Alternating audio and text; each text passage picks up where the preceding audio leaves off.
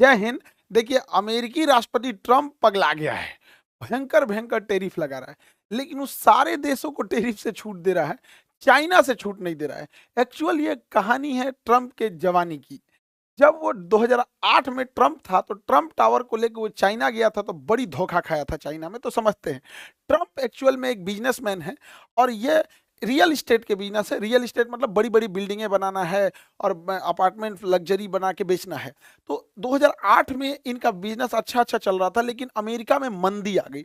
मंदी आने की वजह से जब भी कभी रिसेशन या मंदी आता है, तो बैंक्स लोन नहीं देती है। और अमूमन आप देखिएगा, लोग फ्लैट खरीदते हैं तो लोन लेकर कुछ पैसे दे देते हैं, कुछ लोन फाइनेंस करा देते हैं, गाड़ियां खरीदते हैं फाइनेंस करा देते हैं। आजकल लोग तो एसी फ्रिज कूलर भी लोग फाइनेंस खरीद के लेके आ जाते हैं। तो वो माइक्रो फाइनेंस भी आजकल आ गया, कुछ दिन में टूथब्रश भी मिल जाएगा फाइनेंस पे। तो 2008 में इतना भयंकर रिसेशन आया ना कि कोई फ्लैट वगैरह खरीद ही नहीं रहा था। तो ट्रम्प को चाहिए था कि एक ग्लोबल एक्सपेंशन करना, जहां पर बहुत तेजी से रियल इस्टेट बूम कर रहा हो। तो 2008 का दौर था जब चाइना में रियल इस्टेट बहुत तेजी से बूम कर रहा था, बड़ी बड़ी बिल्डिंगें बन रही थी। ग्वांगजाऊ, शेनजेंग, फूजान, वुहान, बीजिंग बहुत तेजी से विकसित हो रहे थे। तो ये ग्वांगजाऊ में सोचते हैं कि बड़े बड़े लग्जरी अपार्टमेंट बना के बेचेंगे। उस समय चाइना के जो राष्ट्रपति थे, वो थे हु जिनताओ, और प्रधानमंत्री थे बेन जियाबाओ। अभी राष्ट्रपति हैं सी जिनपिंग, और प्रधानमंत्री हैं ली कोकियांग। तो आगे समझते हैं हम लोग। तो इन्होंने ग्वांगजाऊ में बहुत सारा इन्वेस्टमेंट करने के लिए लगभग 130 बार आवेदन दिया। कोई ना कोई बहाना ढूंढकर 130 बार ट्रंप के आवेदन को एक्सेप्ट रिजेक्ट कर दिया गया। इस बात को लग गया ट्रंप को खराब, और ट्रंप उसके बाद इलेक्शन में लड़ा, और जब इलेक्शन जीता तभी से ये अमेर चाइना के खिलाफ है। कभी बोलता है कि कोरोना वायरस चाइना की देन है, कभी कहता है डब्ल्यूटीओ में, डब्ल्यूएचओ में चाइना रिश्वत दे देता है। तो हमेशा ये चाइना पे कुछ ना कुछ बोलते रहता है, ट्रेड वार कर देंगे, बर्बाद कर देंगे चाइना को। एकदम ननद भौजाई ऐसा लड़ते रहता है ये ट्रंप। तो ट्रंप आगे समझते हैं टेरिफ के बारे में, टेरिफ लगा दिया। देखिए, टेरिफ होता है कि जब हम कोई हमें सामान बेचेगा, तो उसे हम टेरिफ लगा देते हैं ताकि उसका सामान महंगा हो जाए। टेरिफ का एक सीधा सा हिसाब है, ताकि वो महंगा हो जाए। जैसे अभी देखिए टेरिफ क्या है हमारे यहाँ। इलेक्ट्रिक व्हीकल्स में महिंद्रा अच्छा काम कर रही है, टाटा अच्छा काम कर रही है। अगर अभी से हम लोग इलॉन मस्क की कंपनी को, इनकी जो कंपनी तस्ला है, इस तस्ला कंपनी को अगर हम इंडिया में एंट्री दे देंगे ना, तो भर गांव गांव तस्ला घूमने लगेगा सस्ता में। इसलिए हम लोग इसके ऊपर टेरिफ लगाते हैं 100%। अभी पगला जाता है, इसका तस्ला महंगा हो जाता है। तो महंगा जब हो जाता है तो कोई खरीदेगा नहीं, जिस वजह से भारत की महिंद्रा और टाटा जैसी इलेक्ट्रिक व्हीकल्स बढ़ेंगी। अब अगर कहता है कि भाई देखो, तुमको अगर तुम इंडिया में प्लांट लगा दोगे तो 30% लगाएंगे, तो इंडिया में प्लांट लगाएगा तो रोजगार भी मिल जाएगा। तो ये इस वजह से लगाया जाता है। अब जैसे भारत में सोयाबीन को देखिए, मध्य प्रदेश में सोयाबीन होता है, अमेरिका में खेत बहुत बड़े बड़े हैं, वहां पे सोयाबीन ज्यादा हो जाता है। तो अगर हम सोयाबीन पे टैक्स ना लगाएं, अमेरिका के सोयाबीन पे टैरिफ ना लगाएं, तो भारतीय किसानों का सोयाबीन जो होता है उससे सस्ता आ जाएगा अमेरिकी किसानों का सोयाबीन। इस वजह से भारतीय किसानों का सामान सस्ता हो मतलब उतना नहीं बिक पाएगा। धीरे धीरे वो किसान सोयाबीन उगाना छोड़ देंगे, 10-20 साल बाद वो टेक्नोलॉजी भूल जाएंगे, और जब कभी अमेरिका चाहेगा तो उस पर रोक लगाने के लिए तो रोक लगा देगा, हमारे यहाँ से सोयाबीन गायब हो जाएगा। वैसे ही टेक्नोलॉजी में अगर गाड़ियों बनाने, हवाई जहाज बनाने में हम अगर टैरिफ नहीं लगाते हैं, तो हम लोग बना ही नहीं पाएंगे। जैसे हवाई जहाज मामले में हम लोग हवाई जहाज खरीद के डायरेक्ट लेते आए, उस पर कुछ खास टैरिफ लगाए नहीं। यही वजह हुआ कि भारत में आज हवाई जहाज मैन्युफैक्चरिंग एकदम खत्म हो गया। तो टैरिफ लगाना अच्छी चीज़ है। टैरिफ का दो ही मकसद होता है, अपनी टेक्नोलॉजी को बढ़ावा देना, और किसी भी दूसरे चीज़ों को सस्ते दाम पे एंट्री होने से रोकने के लिए। लेकिन ट्रंप जो है वो पगला गया है, एगो लिस्ट लेके आया, पीडीएफ लेके, और दन दन आदन पढ़ दिया कि इस देश पे इतना, इस देश पे इतना। भारत पे लगाया 26%, और दंदना के पढ़ दिया। यहाँ पे टीपी लगाया हुआ था, टेलीप्रॉम्प्टम।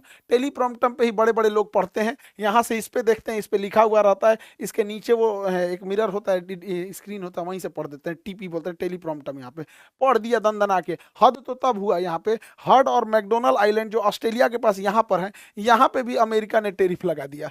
और कहा कि यहाँ पे भी टैरिफ लगा देंगे, और यहाँ कोई रहता ही नहीं है। यहाँ केवल रहते हैं सब, तो पेंगुइन रहती है, सील मछली रहती है, पोलर बियर रहते हैं सब।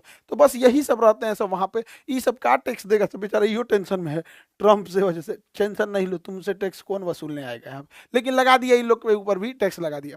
अब देखिए, सबसे ज्यादा अमेरिका जो है, डोनाल्ड ट्रंप सबसे ज्यादा खपा है तो चाइना से, फादर ऑफ कोरोना से। ये चाइना के जो राष्ट्रपति और ट्रंप के बीच में एकदम आमना सामना अब हो गया है।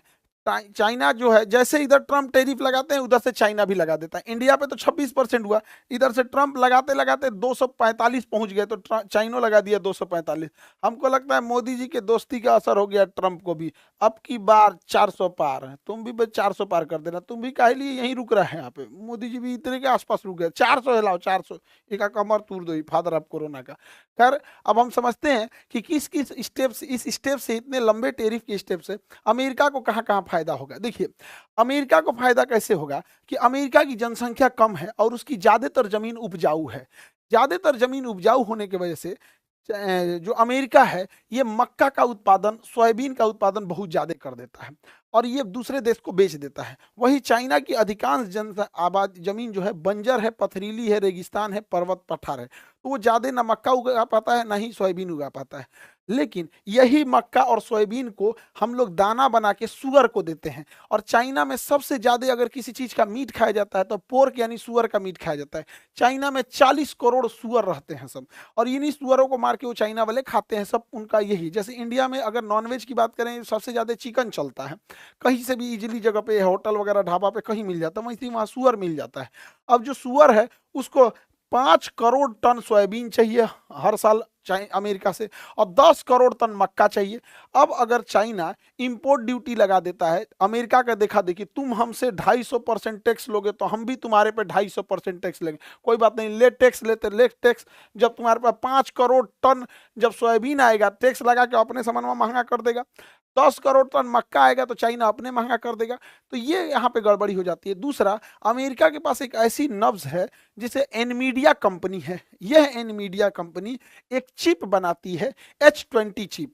ये एनमीडिया कंपनी जो है, ये जो चिप बनाती है, यही चिप का यूज होता है आर्टिफिशियल इंटेलिजेंस में, और इसे केवल और केवल एनमीडिया कंपनी बनाती है।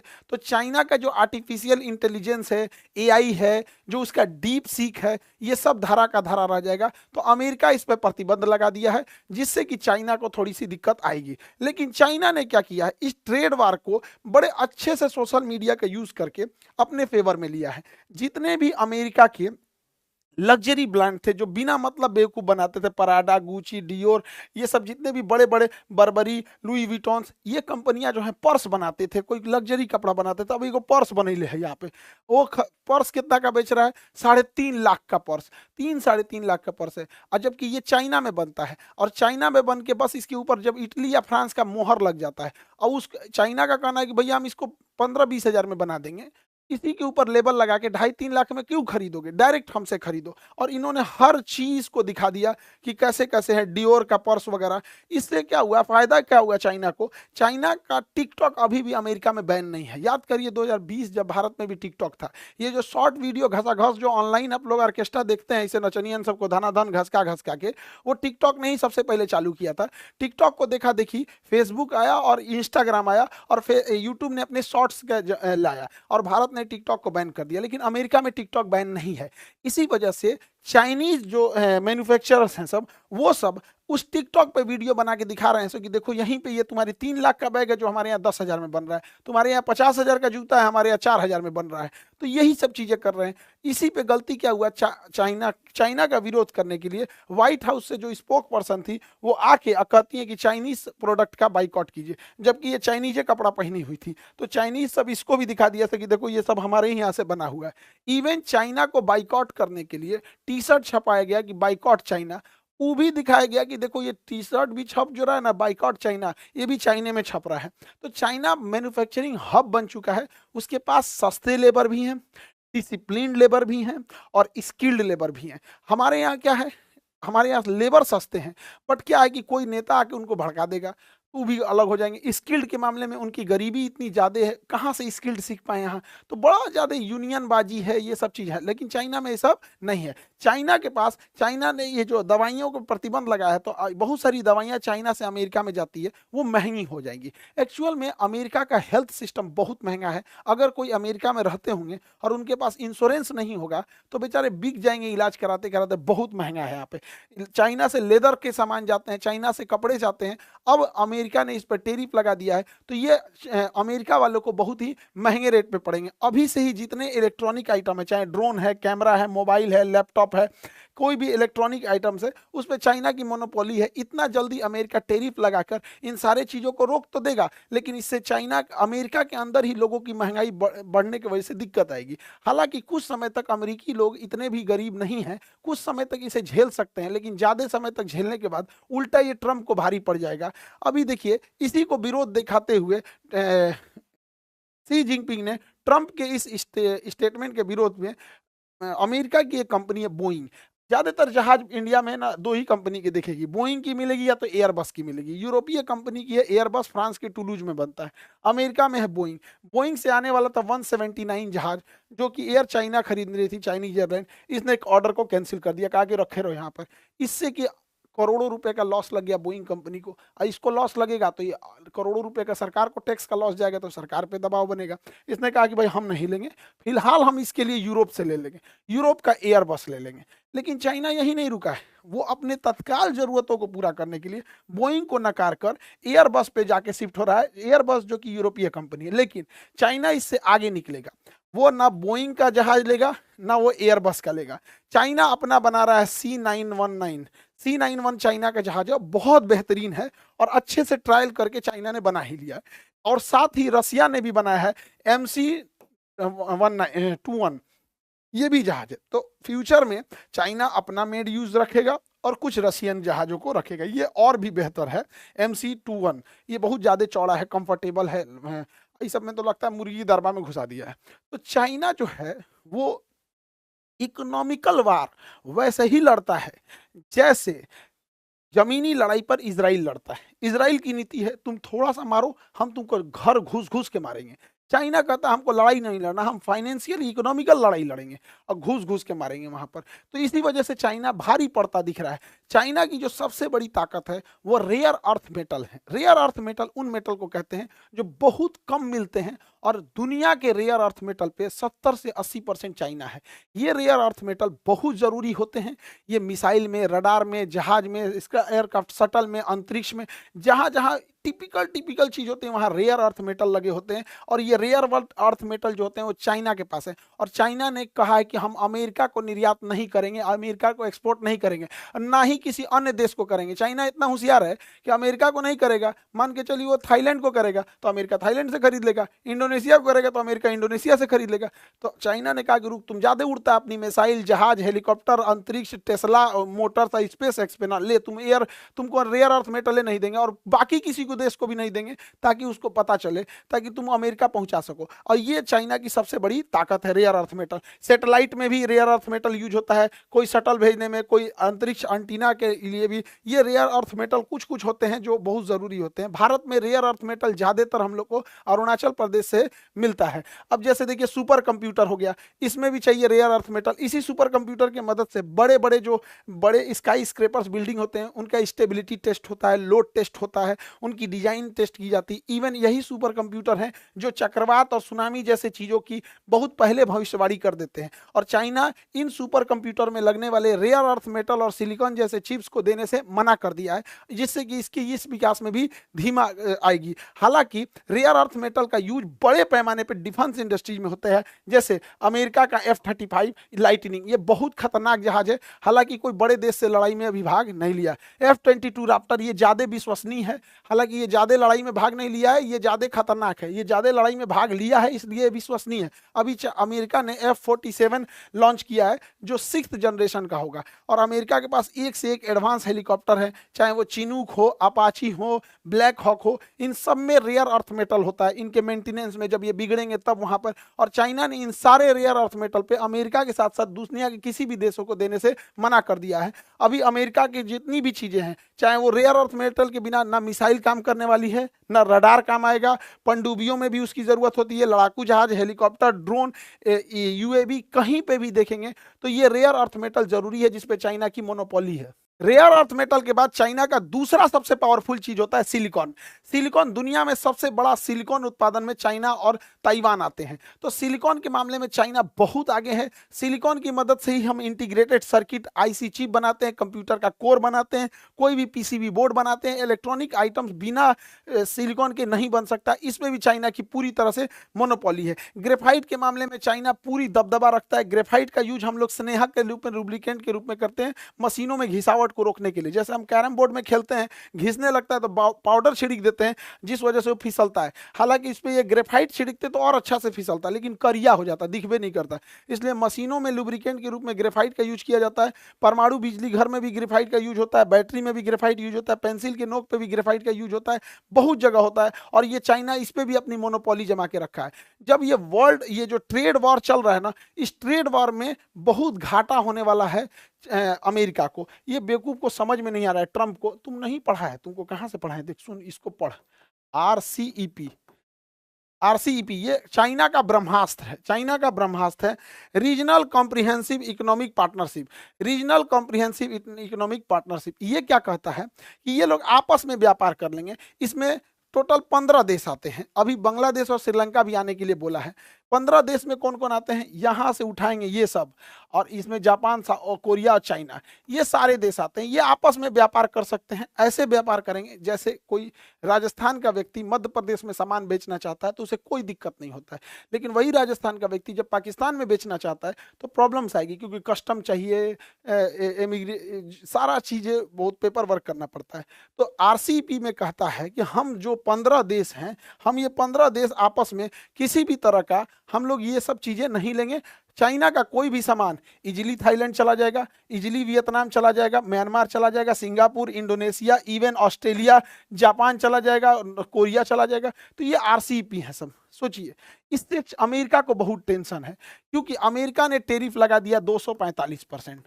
अब कोई बेवकूफ चाइना से सामान को अमेरिका नहीं भेजेगा, क्योंकि 100 रुपया का भेजेगा तो उसमें 245 जुड़ जाएगा, महंगा हो जाएगा 245%। इसलिए वो इस रूट से नहीं भेजेगा। वो क्या करेगा कि वो आपका सामान पहले चाइना से भेज देगा, सपोज इंडोनेशिया, या भेज देगा ऑस्ट्रेलिया, या चाइना से भेज देगा म्यांमार। यहां भेज दिया, अब वो ओरिजिन खत्म। अब आप ना चाइना पे ना लगाए हैं, लेकिन ये सब आपस में समझौता कर दिया था आरसीईपी, क्योंकि ये तो चाइना बिना किसी टैक्स के म्यांमार उतार देगा, बिना किसी टैक्स के इंडोनेशिया, ये 15 देशों में कहीं भी उतार देगा। तो आपने टैक्स लगाया चाइना पे, ये उतार दिया अपना सामान थाईलैंड, थाईलैंड से भेज देगा अमेरिका, जा यहाँ टैक्स उतना नहीं है। इंडोनेशिया से भेज देगा, जाओ अमेरिका। ऑस्ट्रेलिया से भेज देगा, जाओ अमेरिका, जा। डोनाल्ड ट्रंप मोए मोए हो गया। इसलिए कह रहे थे फाउंडेशन क्लास करना बहुत जरूरी है। आरसीईपी चाइना का ब्रह्मास्त्र है। आप चाइना पे बैन लगाएंगे, वो दूसरे देश में भेज के वहीं से पैक करके भेज देगा आपको। अगर ये ट्रेड वॉर ऐसे ही चलते रहा तो डोनाल्ड ट्रंप को बहुत घाटा होने वाला है। वहां अनएम्प्लॉयमेंट बढ़ जाएगा, महंगाई धीरे धीरे बढ़कर एक आम आदमी को भी परेशान करने लगेगी। और जब महंगाई बढ़ती है तो लोग खर्च कम करने लगते हैं, और लग्जरी गाड़ियां, लग्जरी आइटम्स के बदौलत जो अमेरिका की इकोनॉमी चल रही है वो एक दिन ध्वस्त हो जाएगी। और ऐसे ही रहा तो चाइना की BYD अभी भी इलॉन मस्क की तस्ला से आगे है। अब ये तस्ला ज़्यादा दिन दिखेगा नहीं, ऑलरेडी तस्ला का सेल डाउन हो गया। और अभी भी देख रहे होंगे चुनाव के टाइम इलॉन मस्क बड़ा ट्रंप का साथ दे रहा था, अभी थोड़े से मिजाज इनके बदले बदले से लग रहे हैं, क्योंकि इनको भी समझ में आ गया है कि भाई हमारा तस्ला घाटे में चल जाएगा। अमेरिका क्या करेगा, धीरे धीरे गीदड़ भभकी दिखाएगा कि लोग उससे नेगोशिएट करें, लेकिन वो कुछ ना कुछ ऐसा करेगा, जैसे इलेक्ट्रॉनिक्स आइटम चाइना से ले आना जरूरी है तो कह देगा कि इस पे हम टैक्स नहीं लेंगे। मतलब हम लेंगे, दिखाने के लिए लेंगे भी, उस चीज़ों पे लगा देंगे जो बहुत कम आता है। जैसे अपने घर में तेज पत्ता कम आता है, या ब्रश करने वाला टूथपेस्ट बहुत कम आता है, तो उस पर टैक्स ज़्यादा लगा दो। डेली खरीद के आता है सब्जी, आटा, दाल, चावल, इस पे टैक्स कम कर दो। वही अमेरिका भी करेगा कि इलेक्ट्रॉनिक्स चीज़ों पे अपना ये टेरिफ को कम कर देगा। जब से डोनाल्ड ट्रंप ने ये टेरिफ वाला चीज़ खेला है, चाइना की फैक्ट्री दिन रात काम कर रही हैं और उत्पादन को बढ़ा रही हैं। जितना उत्पादन बढ़ेगा फैक्ट्रीज में होगा, ग्रॉस डोमेस्टिक प्रोडक्ट बढ़ेगा और चाइना की जीडीपी बढ़ेगी। चाइना की जीडीपी ग्रोथ रेट बढ़ गया है आफ्टर द टेरिफ। इसका कारण क्या है, चाइना ने सीधा सोच रखा है कि हम डंपिंग करेंगे और ट्रेड डिफिसिट जाए भाड़ में। हमारे तरह वहाँ का वित्त मंत्री थोड़ी है जिसको कोई टेंशन ही नहीं है। आपसे क्या ही बोले, खैर हम इनसे क्या बोलेंगे अब जीएसटी यूएसटी कुछ पता नहीं क्या बोला। ट्रेड डिफिसिट समझिए, आप लोग को बोल सकते हैं, इनको नहीं बोलेंगे। ट्रेड डिफिसिट क्या होता है? अगर हम ट्रेड डिफिसिट को ऐसे समझें कि हम चाइना को 100 रुपये का सामान बेचे, तो हमने निर्यात किया 100 रुपये का और चाइना ने हमें बेच दिया 500 रुपये का, तो भारी पड़ गया चाइना। तो चाइना बेचा 500 का, हम बेचे उसको 100 का, तो हमको ट्रेड डेफिसिट घाटा लग रहा है 400 रुपये का। अब समझिए चाइना क्या करता है, हम लोग चाइना को बहुत कम सामान बेच पाते हैं। हम लोग चाइना से मंगाते हैं 113 बिलियन डॉलर का और बेच पाते हैं महज 14 बिलियन डॉलर का। सोच सकते हैं, लगभग हमारा ट्रेड डिफिसिट व्यापार घाटा 100 बिलियन डॉलर का है। 100 बिलियन डॉलर का घाटा है। बहुत शर्मनाक चीज है हम लोगों के लिए। चाइना का कहना है कि ठीक है इंडिया, आप भी अपना एक्सपोर्ट बढ़ा लीजिए, आप भी बेचिए हमारे यहाँ कुछ, आइए बेचिए। हम लोग कुछ बेचिए नहीं पाते हैं चाइना में। क्या लगता है हमारे यहाँ फिनिशिंग गुड चाइना से अच्छे और चाइना से सस्ते हैं? नहीं है। वहाँ के इंजीनियरों ने, वहाँ के लोगों ने बहुत डेवलप किया। हम लोग कुछ बेचिए नहीं पा रहे हैं। हम लोग क्या बेच रहे हैं? तो चावल बेच रहे हैं, नेचुरल चीज़ें जो उगा रहे हैं वो सब बेच रहे हैं। इलेक्ट्रॉनिक आइटम तो हम बेच नहीं पाएंगे। ये तो हाल हो गया है हम लोग का। क्या बेचे? इडली डोसा सांभर, वो तो बेच दिया अपना। चाउमीन बर्गर मोमो डिमसम दुकुन चीज ले आके बेच दिया यहाँ पे। तो होता है यहाँ पे। अभी समझिए, अभी भारत को और लगने वाला है घाटा। घाटा क्यों लगने वाला है? क्योंकि चाइना पे बढ़ गया है टैरिफ। अब चाइना यहाँ पर बेच नहीं पाएगा, तो अमेरिकी व्यापारी क्या करेंगे? सब भारतीय व्यापारियों से टाई अप करेंगे और चाइना से सामान अब आएगा इंडिया, और इंडिया से फिर जाएगा अमेरिका। इंडिया से फिर जाएगा अमेरिका।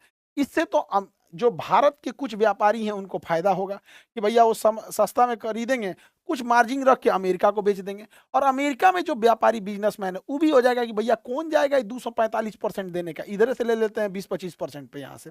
लेकिन जो भारत का इंपोर्ट है वो तो और बढ़ जाएगा। इंपोर्ट बढ़ेगा, हम लोग एक्सपोर्ट कर ही नहीं पा रहे हैं, तो हमारा जो ट्रेड डिफिसिट है वो और बढ़ जाएगा। अब ये ट्रेड डिफिसिट 120-130 बिलियन डॉलर चल जाएगा, तो यकीन मानिए कि अगर जिम्मेदार, पता नहीं अब मैडम को ट्रेड डिफिसिट के बारे में वित्त मंत्रालय वाले अधिकारी बताए हैं सब कि नहीं बताए हैं सब, लेकिन मैडम बहुत खराब चीज होता है। Trade deficit is not good for our country, और भी इतना भयानक ट्रेड डिफिसिट। देखिए, जब से अमेरिका और चाइना का ट्रेड वॉर चल रहा था, पूरी दुनिया एक स्ट्रेटजी पे काम कर रही थी, चाइना प्लस वन स्ट्रेटजी। यानी अपनी एक फैक्ट्री चाइना में भी रखो और एक फैक्ट्री चाइना से बाहर रखो। इस मामले में सबसे अच्छा जो जगह आता है वो इंडिया आता है, क्योंकि इंडिया में लेबर बहुत सस्ते मिलते हैं। खुद इंडिया का मार्केट इतना बड़ा है कि अगर वो लोग यहाँ बनाते हैं तो यहीं पे बहुत सारी चीज़ों को बेच लेंगे। तो इसे कहता है चाइना प्लस वन स्ट्रेटजी। इसमें इंडिया को काम करना चाहिए। हालांकि पुतिन को देखेंगे, ट्रंप को, कि ट्रंप पुतिन के काफी करीब जा रहे हैं। वो यूक्रेन वॉर को एकदम डाइल्यूट कर दिए और यूक्रेन वॉर एकदम लगभग खत्म होने के कगार पे, क्योंकि ट्रंप चाहते हैं कि पुतिन जो है चाइना के करीब ना जा सके। और ये आपस में ग्लोबल जो इंटरनेशनल रिलेशन होता है, इसमें कोई परमानेंट दोस्त कोई परमानेंट दुश्मन नहीं होता है। अब ये जो ट्रंप हैं, इनके तो मंशा पे भी हमें संदेह होता है। हमको कभी कभी लगता है कि ये जानबूझ के टैरिफ बढ़ाएं जिससे कि शेयर बाजार धड़ाम से नीचे गिर जाए, कोई चीजें एकदम सस्ती हो जाए, धड़ाम से क्या हो जाए, एकदम सस्ती हो जाए। उसके बाद कह देते हैं कि नहीं नहीं 90 दिन की छूट दे देते हैं, अभी किसी पे ये लागू नहीं होगा, 90 दिन की छूट दे देते हैं, बस चाइना पे ये लागू रहेगा। तुरंत शेयर मार्केट बढ़ जाता है। और शेयर मार्केट बढ़ने से पहले ये कहते हैं कि अभी खरीद लो शेयर मार्केट, बहुत आराम से हो जाएगा। अभी बहुत लोगों को बुझा नहीं रहा होगा, तो धड़ाम से गिरा ही धड़ाम से उड़ गया। इसमें क्या हुआ? एक नॉर्मल एग्जांपल देके समझाते हैं आपको। ये हाईवे है, देखिए ये हाईवे है, हमको ये जमीन खरीदनी है। सपोज कीजिए ये जमीन खरीदनी है। अब कैसे खरीदा जाए? खरीद के बेच के निकल जाना है, तो हल्ला कर देंगे कि यहाँ शमशान घाट खुलने जा रहा है, शमशान घाट। अब जैसे ये हल्ला होगा ना कि यहाँ शमशान घाट खुलने जा रहा है, जमीन की प्राइस धड़ाम से नीचे गिर जाएगी। शमशान घाट खुलने जा रहा है तो यहाँ जमीन की प्राइस क्या हो जाएगी? धड़ाम से नीचे गिर। जैसे गिरेगी तो हम ये जमीन खरीद लेंगे, जमीन खरीद लेंगे। बाद में कहेंगे शमशान घाट कैंसिल, शमशान घाट कैंसिल। अब जमीन का रेट तो वापस आ गया। अब क्या करेंगे? हम इसमें एगो कोनो फ्लैटवा बिचवा में एगो कोई कहीं एगो फ्लैट अमिताभ बच्चन को दे देंगे फ्री में, कि लीजिए आप ये चाबी लीजिए, ये वाला आपका एरिया हो गया। अब क्या करेंगे? बाकी प्लॉट को बेचेंगे। अरे आके रहो ना जी, यहाँ फ्लैट में खरीदो, ये करोड़ों का खरीदो ना, ये अमिताभ बच्चन के पड़ोसी कहलाओगे, ये हुआ तो ये जो फ्लैट बिकना चाहिए 3 गुना दाम पे बिक जाएगा। उसके बाद अमिताभ बच्चन साहब को कहेंगे कि बेच के जाना है तो जाइए, रहना है तो रहिए, अब वो समझे यहाँ पे निकल गया। ऐसे शेयर बाजार होता है, परसेप्शन का खेल है। हालांकि कोई जरूरी नहीं कि शेयर बाजार केवल ऐसे हो, एक आम इंसान को समझने के लिए बताए हैं कि कब जब संभावना दिखती है कि ये चीज फ्यूचर में जा सकता है तो उसकी बिना मतलब वैल्यू बढ़ जाती है, और वो संभावना दिखती है खत्म हो गया तो घट जाती है। जैसे जमीन, क्या मतलब बनता है, कोई जमीन महंगा पे महंगा हुए जा रहा है, कोई सस्ता पे सस्ता हुए जा रहा है, तो हमको तो ट्रंप के मंशा पे भी डाउट होता है क्या कर रहा है। इधर जैसे ट्रंप ने अनाउंस किया भारत पे भी 26% टैक्स, तो यह एप्पल कंपनी जो चेन्नई में अपना मैन्युफैक्चरिंग करती थी, इसने सोचा कि एक काम करते हैं, जल्दी जल्दी इसको पहले अमेरिका में भेज देते हैं, कहीं ये महंगा मत हो जाए, बिना मतलब 26% एक्स्ट्रा क्यों देंगे। तो इसने ग्रीन कॉरिडोर बनाया, आईफोन ने। ग्रीन कॉरिडोर में गाड़ियों को रास्ता दिया जाता है, अमूमन यह किसी वीआईपी के लिए या फिर बहुत इमरजेंसी में, कोई मेडिकल इमरजेंसी होता है तब ग्रीन कॉरिडोर बनाया जाता है। ग्रीन कॉरिडोर में पूरी सारी सड़कें खाली करा देती हैं और ग्रीन कॉरिडोर बना के, और उस जहाज में भर भर के लेके गए थे लोग यहाँ पर, और यहाँ पर 600 टन, सोचिए 600 टन आईफोन ले गए, यानी 15 लाख यहाँ से आईफोन को अमेरिका ले गए हैं लोग। 6 अलग अलग जहाजों में 100 टन भर के 6 अलग अलग जहाजों में लेके फ्लाइट यहाँ से उड़ गया है। जिस चेन्नई एयरपोर्ट पे कस्टम क्लियरेंस में 30 घंटे लगता था, आईफोन ने उसे 6 घंटे में करवा के और तुरंत वहां से उड़ान भर दिया। क्योंकि टेरिफ लगने से पहले अगर आप देश की सीमा छोड़ चुके हैं तो उस पर टेरिफ नहीं लगता है, क्योंकि आईफोन और एप्पल को पता नहीं था कि ट्रंप इतना जल्दी ये हो जाएगा, और उन लोगों ने आनंद फानन में आके तुरंत लेके उड़ गए सब। जब उड़ गए सब वहां उतरे सब तो पता चला अभी 10 दिन की छूट है, फिर पता चला कि अभी 90 दिन की छूट है। अभी डेली टेस्ट क्वेश्चन का जो है 22 अप्रैल से चालू हो जाएगा। Daily test 50 question with discussion आप लोग के लिए, क्योंकि एग्जाम इधर सब पास पास में है। और एएलपी का बैच जो होगा वो 24 तारीख से स्टार्ट हो जाएगा। पिछली साल जो हम लोग स्टार्ट किए थे नीट और जेई, तो ऐसा लगता था कि रिजल्ट आएगा कि नहीं आएगा। अभी जेई मेंस का रिजल्ट आया है। इन लोग जो एडवांस की तैयारी कर रहे हैं उनकी शुभकामनाएं, जिनका मेंस हो गया उनको भी ढेर सारी शुभकामनाएं। इन ऐसे होनहार बच्चे जो थे अभी आए थे उन लोग का रिजल्ट हो गया यहाँ पे। बड़ा खुशी हो रहा था इन लोगों से मिलकर कि पिछले साल हम लोग जब शुरू किए थे तो नहीं लगा था कि एक साथ इतने बच्चे आ जाएंगे। अभी तो कुछ ही बच्चे थे जो पटना में थे, कुछ बच्चे ऑनलाइन थे, कुछ बच्चे अभी मेन एडवांस की तैयारी में हैं। तो बहुत जल्दी रिजल्ट आ रहा है, और नीट में भी इसी तरह से रिजल्ट आएगा। बहुत खुशी हुई। अब आप लोगों को कोटा जाने की जरूरत नहीं है, यहीं बैठ के पढ़ाई कीजिए बेस्ट फैकल्टी के साथ एट मिनिमम फीस, कोई क्वालिटी से कंप्रोमाइज नहीं। आई होप आप सारे टॉपिक समझ गए होंगे। मिलेंगे नेक्स्ट क्लास में। जय हिंद।